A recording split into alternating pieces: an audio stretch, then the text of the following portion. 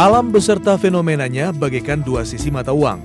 Ada fenomena yang menarik perhatian, bahkan sukses menjadi agenda pariwisata seperti gerhana matahari total.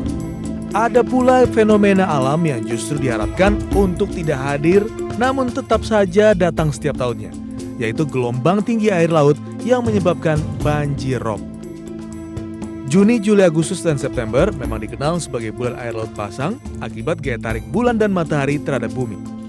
Dampak banjirop di kawasan pesisir Indonesia kali ini sebabkan kerugian miliaran rupiah. Ribuan rumah dan fasilitas publik terendam, banjirop juga menghambat laju aktivitas sosial ekonomi masyarakat. Upaya pemerintah dalam menangani banjirop ini antara lain dengan pemeliharaan sistem drainase, normalisasi banjir kanal barat dan timur, bahkan sampai relokasi daerah tempat tinggal. Sayangnya, berbagai upaya dari pemerintah tersebut belum efektif. Mengatasi rob tidak lepas dari prinsip tata ruang. Prinsip ini akan berjalan bila ada partisipasi dari masyarakat dan swasta. Juga tidak hanya tanggung jawab buat daerah yang terdampak, tapi tanggung jawab kita semua untuk menemukan solusinya.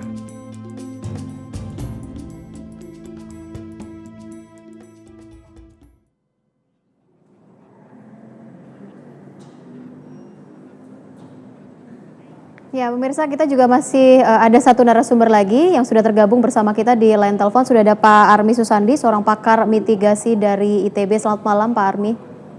Selamat malam, Pak Rika. Baik, terima kasih Pak Armi sudah bergabung bersama kita di sini. Dan di sini sudah ada Kang Yayat Supriyatna dan juga ada Pak Kukuh dari BMKG. Kita bicarakan terkait dengan ancaman banjir rob yang memang sedang melanda wilayah kita. Tadi Pak Kukuh sempat mengatakan bahwa sebenarnya banjir rob ini masih akan terjadi selama seminggu ke depan, bahkan beberapa bulan ke depan ya, Pak Kukuh ya. Ya, kalau dari segi astronomi itu setiap bulan ada. Setiap bulan pasti akan ada banjir rob ini sendiri dan juga kenaikan tingginya. Oke, kalau dari Pak Armi sendiri melihatnya terkait dengan mitigasi yang mungkin bisa dilakukan atau mungkin bisa dijabarkan kepada pemirsa. Ya, jadi memang kalau kita ulas sedikit kenapa terjadinya rob ini, kebetulan kami juga punya model eksperimental tentang fenomena angin yang melanda wilayah utara Jawa ini. Jadi kemudian selama beberapa hari belakang ini, anginnya itu bergerak dari laut ke arah daratan Jawa. Dan kemudian beberapa daerah hujan. Biasanya pada saat malam hari, angin itu bergerak dari daratan ke lautan, tengah laut. Tetapi dalam beberapa hari ini, dia semua bergerak menuju ke daratan. Sehingga seakan-akan air itu bertambah tingginya dan dia melimpah ke daratan yang rendah di utara Jawa. Dan saya kira ini yang menyebabkan. Nah, kalau kita lihat saat ini, kalau kita lihat dari model eksperimental yang dibuat oleh ITB, menunjukkan model ini rupanya kelihatannya makin lama makin hilang ini, gelombang ini atau angin ini yang menggerakkan gelombang laut ke tengah daratan ini. Jadi saya kira mungkin sedikit ada perbedaan dengan teman-teman BMKG. Kita lihatnya drop ini saya kira akan hilang sesaat, tapi kita lihat nanti apakah BMKG saya kira punya pikiran yang lebih baik yang menunjukkan akan ada rob yang akan terjadi pada masa peralihan ini. Karena memang saya kira BMKG mempunyai pendapat tentang peralihan saya kira, sehingga prediksinya adalah ini akan terjadi di masa waktu beberapa hari mendatang.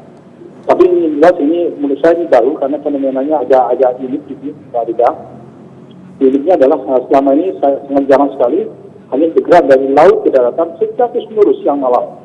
Dan ini pada saat yang bersamaan hujannya ada, ditambah lagi dengan pasang surut laut yang disampaikan oleh Pak Kukuh tadi, sehingga lengkaplah sudah hari itu yang akan melimpahi daerah yang kebetulan lebih rendah dibanding dengan daerah lautan ada di pantai utara Jawa.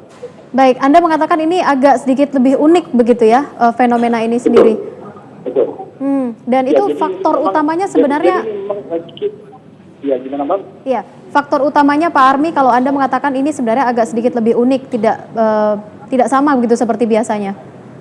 Betul. Jadi begini, pada dasarnya adalah angin itu dipengaruhi oleh kondisi pemanasan daratan dan lautan siang dan malam. Jadi pada saat malam biasanya angin bergerak dari daratan ke lautan. Tetapi pada saat beberapa hari belakang ini yang kita amati dan itu saya lihat dari model dari simulasi model kita itu kan semua angin itu bergerak dari lautan ke daratan sepanjang waktu siang dan malam, dan ini menyebabkan tinggi muka air yang ada di utara pantai utara itu menjadi lebih tinggi dibanding dengan daerah daratan yang ada di utara. Jadi menyebabkan dia akan masuk terutama pada daerah yang lebih rendah. Oke, baik. Ada yang mau ditanggapi Bapak-Bapak? Silakan kepada Pak Army. Ya, yang pertama ini kita perlu antisipasi ya untuk waktu seminggu yang akan datang. Ya. Khususnya pada wilayah yang sebetulnya sekarang sudah terancam dengan persoalan bencana. Karena sekali lagi bahwa wilayah utara itu atau wilayah yang sering kena rob itu dalam tiap bulan kena terus gitu. Tapi sekarang kondisinya lebih parah. Yang harus kita sikapi adalah bagaimana mengantisipasi ke depan. Apakah memang kawasan itu tetap kita pertahankan sebagai kawasan tempat tinggal, tempat usaha, atau ada upaya merelokasi. Yang kedua, luasan wilayah yang terkena bencana itu berapa luas prediksi ke depannya itu kan. Jadi sekarang kan kita harus antisipasi. Pak Army, kira-kira apa cara yang harus kita sikapi ya, ini dorongannya kepada masyarakat yang tetap bertahan di kawasan tersebut nih. Ini menjadi sebuah PR bersama nih. Iya, betul. Pak Army. Betul. Ya, saya mau tanggapi Pak Yat ya. Jadi betul Pak Yat, apa yang sampaikan tadi betul sekali. Jadi sebenarnya kita punya prediksi berapa tinggi gelombang pada satu waktu di Indonesia ini. Atau katakanlah kapan ini kapan rata-rata. Dan apa yang dilakukan oleh nelayan sebenarnya dengan cara membuat tanggul pada wilayah-wilayah tertentu itu sudah benar. Hanya saja saya kira itu bukan tugasnya para nelayan atau masyarakat membuat tanggul. Tapi kenapa? Karena mereka yang mampu secara permanen. Dan itu pun sudah sangat baik gitu. Saya melihatnya di pantai utara Jakarta sangat baik sekali. Nah kita mungkin dari pemerintah lebih mempunyai kapasitas yang lebih baik, jadi bisa membuat tanggul yang lebih permanen. Nah di mana tempatnya? Saya kira itu yang tadi kita bilang tadi, beberapa daerah yang lebih dekat dan kita bisa buktikan di mana ada itu dan juga yang bisa mengamankan. Tanpa itu semua saya kira ini akan terjadi terus menerus. Karena apa? Karena tadi kita gelombang itu kan terus naik, terus terjadi dan reunitan ini akan terjadi. Apalagi mungkin saya kira prediksi BMKG sangat baik sekali mengatakan ini akan lama prediksinya dan ini upaya mitigasi struktural menjadi sangat penting dilakukan di Amerika. Oke, baik. Tapi terakhir tadi pertanyaan saya begitu ya sebelum kita break tadi adalah apa yang bisa kita pelajari sebenarnya dengan kondisi yang ada di Jakarta? Mungkin Jakarta juga beberapa waktu lalu kita tahu tanggul sempat jebol gitu, kemudian sekarang masih dalam proses adanya tanggul sementara. Nah, apa yang bisa kita pelajari sebenarnya dari kejadian di Jakarta ini sebelum nanti terjadi juga mungkin di wilayah-wilayah lain? Semoga tidak begitu, Kang Yayat. Pertama begini, Pemda kan berniat akan membuat tanggul tingginya 3,8 meter. Itu Benar-benar baru tanggul ya? baru Bukan rencana tembok ya kan. Sekarang kondisinya sudah terjadi dalam konteks bencananya sudah ada. Sementara ancamannya juga di depan mata. Jadi apa sikap yang harus dilakukan ketika bencananya sudah di depan mata, tanggulnya baru diniatkan. Baru wacana gitu kan. Ini kan harus ada sikap yang harus tegas apa yang harus dilakukan oleh kita saat sekarang ini gitu. Mungkin Pak Kuku punya gambaran ini. Ya, sebenarnya perencanaan itu sebenarnya bisa dilakukan karena dari segi kita teman-teman di Desidros itu bisa memprediksi dalam setahun. Dalam setahun tinggi robnya. Cuman memang kondisi khusus seperti ini kan perpaduan dari dua fenomena. Fenomena astronomi yang bisa dihitung, kemudian fenomenanya cuaca. Ya, kemudian kondisi dari tingginya aja lah itu kan sudah bisa direncanakan. Kemudian tinggal dari informasi dari kita seperti apa potensi gelombangnya, seperti apa dampak-dampaknya nanti terhadap lingkungan gitu. Oke. Baik, dan pemirsa kita akan mencoba untuk bisa bergabung dengan Anda di sini ya, berpartisipasi. Mungkin Anda juga punya pandangan atau mungkin ada sesuatu yang ingin Anda tanyakan. Saya sudah bersama, selamat malam. Halo, selamat malam.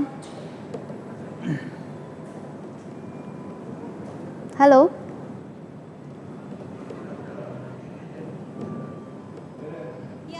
Banjirop dan juga gelombang tinggi baru-baru ini memang melanda wilayah Jakarta dan juga beberapa wilayah di Indonesia.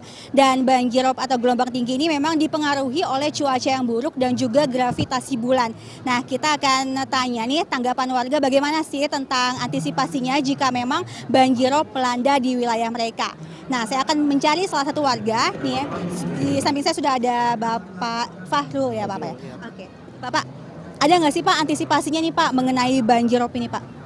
Kalau antisipasi dari saya sih ya yang pasti membuat tanggul ya, biar jadi air banjirnya itu nggak masuk ke jalan akses pulang pergi kantor saya sih, itu aja. Oke. Kalau tentang bahayanya ini Pak, ada nggak sih Pak bahayanya tentang banjirop ini? Mungkin Bapak pernah mengalami atau bagaimana? Oh, kalau bahaya yang pasti untuk rumah itu bahaya karena air laut ya kan. Tingkat garamnya itu nggak bagus untuk rumah. Tambah lagi kalau untuk kendaraan kan besi kena air laut itu karat ya. Itu sih yang pasti yang paling utama. Jadi itu aja tanggapannya Pak ya. Nah, Rizka, kita juga akan bertanya kepada salah satu warga di sini tentang bahayanya banjirop dan juga apa sih antisipasinya bagi mereka ya mungkin pernah terkena banjirop tersebut. Ya, Mbak, namanya siapa nih Mbak? Nama saya Rani. Oke, Mbak Rani, rumahnya di mana nih? Rumah saya di Sunter dekat perbatasan Tanjung Priok Ancol. Oke, pas banget berarti ya Mbak ya. Kemarin terkena banjirop ya Mbak ya. Nah itu ada nggak sih Mbak bahayanya apa? Kalau bahaya mungkin mengganggu sekali ya untuk akses jalan keluar masuk. Soalnya kan saya bawa motor, otomatis kan bisa karat tuh motor kan. Gitu. Kalau nggak dibilas lagi pakai air bersih ya. Oke. Lalu sampai sekarang ada nggak sih antisipasinya untuk mencegah lagi banjirop itu udah memasuki rumah Mbak Rani nih? Ya kalau antisipasi sih nggak ada ya, soalnya kan kita nggak bisa memprediksi itu kapan datangnya banjirop itu. Yang pasti sih pemerintah sekarang udah membuat tanggul, cuma karena memang mungkin abrasi dari laut terkikis mungkin ya, jadi air juga kan nggak bisa menampung, jadi tumpah semua gitu ke jalanan. Oke, berarti kemarin sempat terkena juga di rumah Mbak ya. Apa saja kerugiannya mungkin Mbak? Ya mungkin kerugiannya itu motor kendaraan jadi berkarat. Udah gitu akses jalan juga terganggu. Oke, mungkin kena air laut yang Iya. tajam ya Mbak ya. Betul. Ya, Rizka, itulah tanggapan dari warga mengenai banjirop. Silakan kembali ke Anda di studio. Baik, terima kasih Rizky Orta melaporkan langsung dari wilayah Kemayoran, Jakarta. Sudah ada beberapa tanggapan begitu dari masyarakat. Ada kerugian sebenarnya yang diderita oleh masyarakat terkait dengan banjirop ini sendiri. Kang Yayat, kalau boleh dipetakan untuk wilayah Jakarta yang rawan sebenarnya. Ada 10 titik yang sudah dipetakan ya. Setelah Muara Angke, Pantai Mutiara, kemudian di daerah dekat Sunter. Itu ada beberapa lokasi. Saya sendiri pernah tinggal ya, di pengalaman. Pernah menjadi korban banjirop juga. Tapi lama tuh. Saya bukan tinggal di situ, tapi pernah mengalami. Itu kan kalau misalnya pada saat rob, harusnya kan bisa diantisipasi lingkup wilayah genangannya dan berapa lama dia akan mengembang, itu di situ. Jadi pemerintah daerah sudah melalui tata ruang tadi mendelineasi ini wilayah rawan bencana sebetulnya. Harusnya sudah bisa diketahui oleh masyarakat begitu. Dalam berapa kali dialog yang dilakukan dengan warga di Kecamatan Penjaringan misalnya, mereka sudah mengeluhkan setiap bulan tuh 2 kali penderitaan itu datang, ya kan, pada setiap pasang. Jadi pertanyaannya apa yang harus dilakukan? Karena itu kerugian secara kesehatan, kualitas hidup itu turun sama sekali.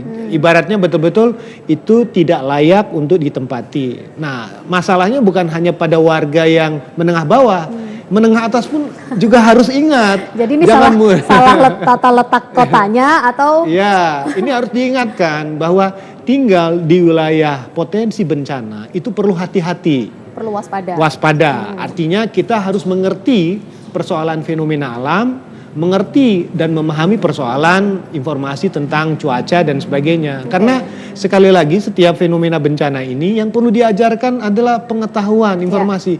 Bukan sekedar menerima, mengeluh, kemudian terpedaya oleh beberapa promosi yang kadang-kadang di balik itu ada musibah. Dan kalau udah seperti ini kan kemana larinya kan?